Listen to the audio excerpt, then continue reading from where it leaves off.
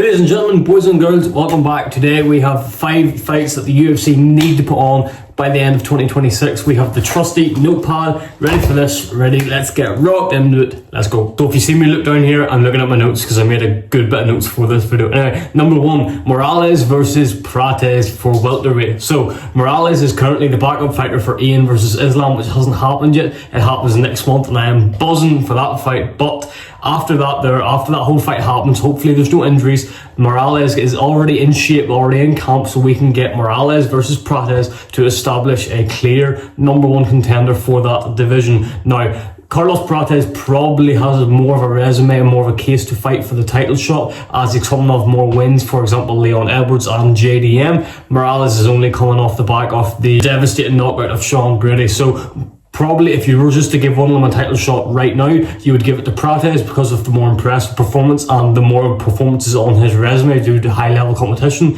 That is why we need this number 1 contender fight. The fight would be an absolute banger, it would be a masterclass, and I have genuinely no idea who would win. I think Prates is a harder stylistic matchup for Morales than Prates would be for Islam, because I think Islam would dominate Prates, but I think Morales would give Islam a harder fight than Prates would, just due to styles, just due to how big and how long Morales is. That's why we need to establish this clear number 1 contender fight, especially after Islam and Ian is happening. So then while them two are recovering, get the number 1 contender established until Shavkat comes back, which there's reports out that he might not be back until late 2027. So he comes back, he'll have to get another fight in before even thinking about a title shot or anything like that there. But I would be stoked if we could see Morales versus Prates before the end of the year. And at number 2, we have Yuri Prochazka versus Paulo Costa. We have Yuri coming off the back of the Carlos Ulberg fight, and we have Paulo Costa coming off the good performance in his light heavyweight debut against Murzakanov.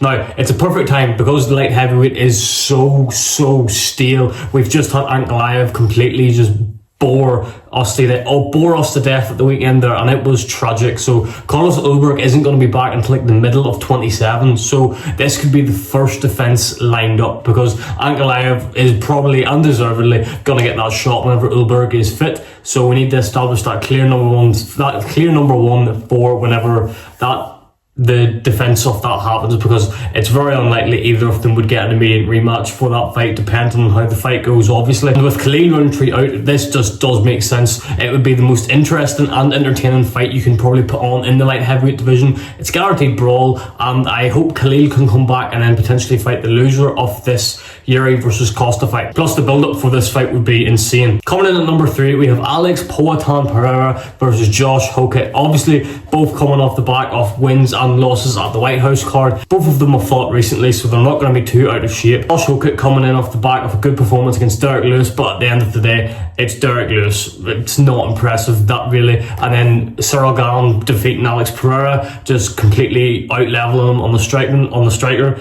But whenever you look at this fight stylistically, it's a very tough fight for Pereira on paper. The build-up to the fight would be class, and Josh Hokett has made a name for himself, whether you like him or not. He would be interesting, he would get people to watch, and it's 2 big stars who would be going at it, and it's a tough fight. If you potentially want to build Josh Hokett into this big star, Poatan is the man to do it. But if you want to work Poatan back into the title picture, with obviously you have Sergey and you have Volkov, who have fought in 2024, but then you also have Cyril Gane and Tom Aspinall, and how that all's going to unravel. It just makes sense to put this fight together to establish a bit of order in this stale heavyweight division, get it going. It's a tough fight, and it would, for Alex Pereira, it would overcome a lot of questions we have about his grappling. We would overcome where he's at in his career, because at the end of the day, he's not getting any younger. And I would love to see Alex Pereira go back down to light heavyweight, but he doesn't want to do that. He wants to target a November return to heavyweight. Coming in at number 4, we have Merab versus Yan 3. Now, what a fight. Now, this fight is maybe being rumoured to be in line with number 5 from what I have here, and UFC Abu Dhabi. Now, if these 2 fights get made, it could be probably one of the cards of the year. Easily. easily. But Merab versus Jan 3, it's such a technical fight. Obviously, both fighters coming off the back of the second fight. Petr Yan with a brilliant performance, just completely shut down Merab for 5 rounds. Just an insane performance. I really didn't expect it. Both fighters have had about the same amount of time off, the same amount of time to make adjustments. And what other fight are you going to put on right now? Because in the bantamweight division, you have people tied up. You have Umar and Song fighting. You have Sean O'Malley just coming off again at a fight at the White House there. So it just makes sense to do Merab versus Jan 3 whenever we get a clear number 1 contender from maybe Umar versus Song, depending on how the performance of that fight goes. Because then that will line up the next title shot. Because obviously you're not going to do Merab versus Jan 4